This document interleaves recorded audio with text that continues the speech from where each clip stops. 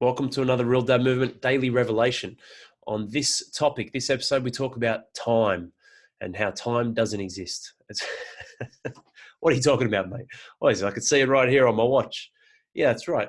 Look, time is a relative thing. It's something that as human beings we have constructed. It truly doesn't exist. Yes, there are rhythms and cycles and flows of the universe and organic matter in us, in plants, animals, where we consistently change over the course of present moments.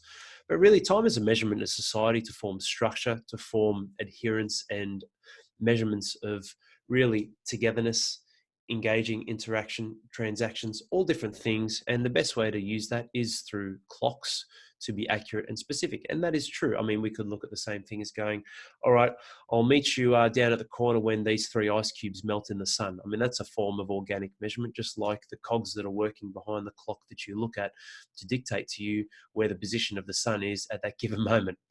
And when you look at that, it's about making sure we realize that, hey, I'm not working around time, time's working around me, and not being a slave to time anymore.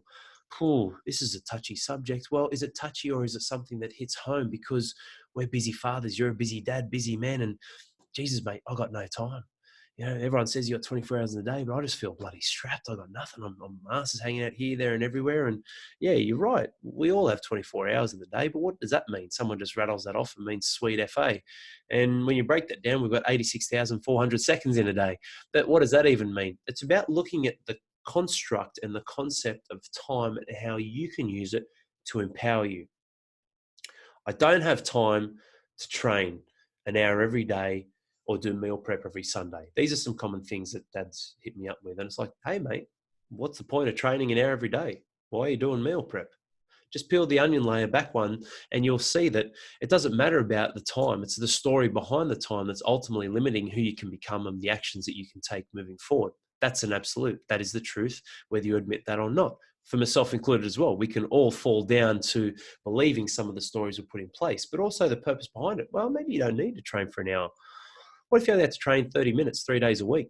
And with the meal prep, I'll show you some different things, different methods, not hacks or cheating the system, but different ways that dial into your lifestyle so you can prioritize the investment of your time, which is a sequence stacked of present moments that you choose to invest in some action or form of engagement to serve you to be more and to be better. Hey, that sounds really cool. Sounds a bit different to looking at a clock and going, I've got an hour here, an hour there. Well, that is the truth.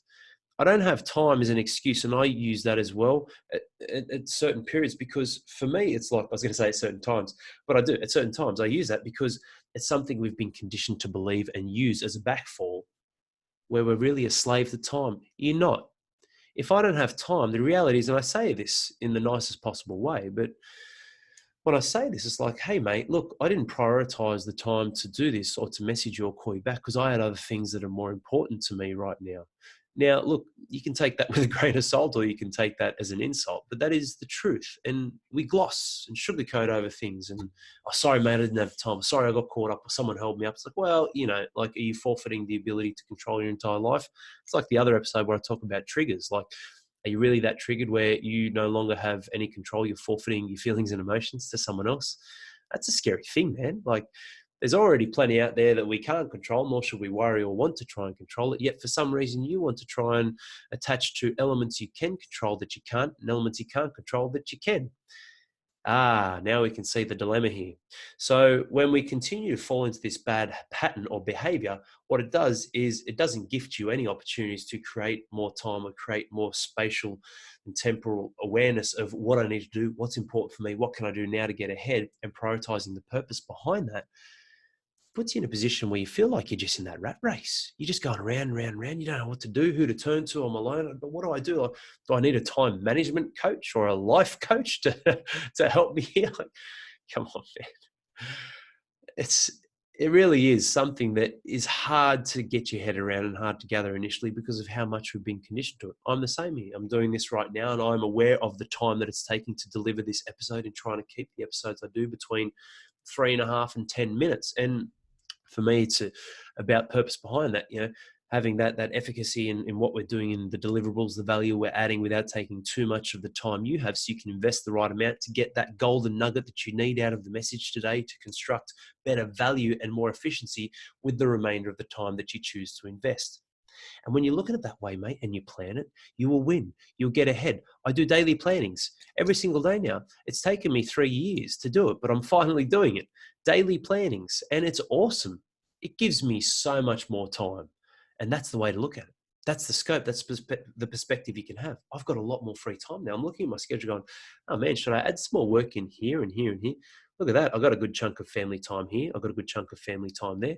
Like it's awesome. It actually relieves the wrong kind of pressure that we can place on ourselves with things that are not tangibles. They're just feelings or stories that we float out into space and going, I don't have time for this. This is going to take forever. I can't do that because it's going to cost this amount of time. I can't do this because this is too long. That was really short. There was no value there. It's true.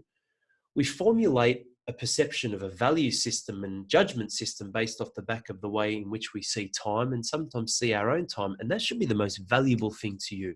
Investing in yourself and your time right here, right now, doing it the right way. It's why I don't watch TV.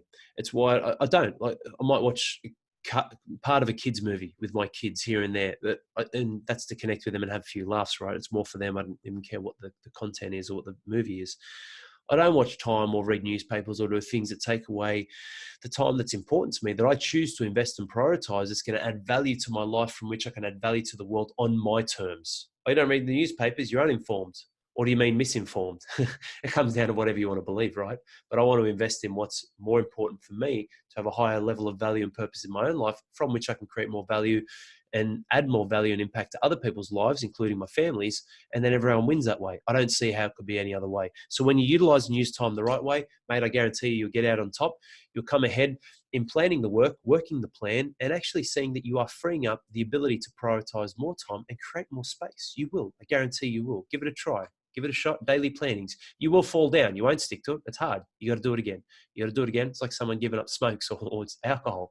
Yeah, you got some cold turkeys, but when it comes to proactive and planning, hard one to do, but it works.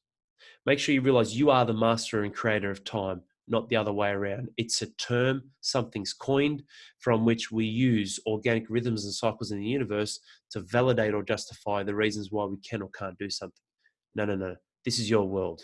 You are the creator and the master. Create what you want to do out of the time that you choose to have, and then invest in that, roll on that, and have that higher level of leadership in who you are as a father, as a dad, as a lover, as a man, for yourself and for your life and for your family. And you'll start to move ahead the right way with a clearer mind, more power, and a better perspective on what's important to you. Hope you enjoy this one. Hit you with another one soon. Cheers.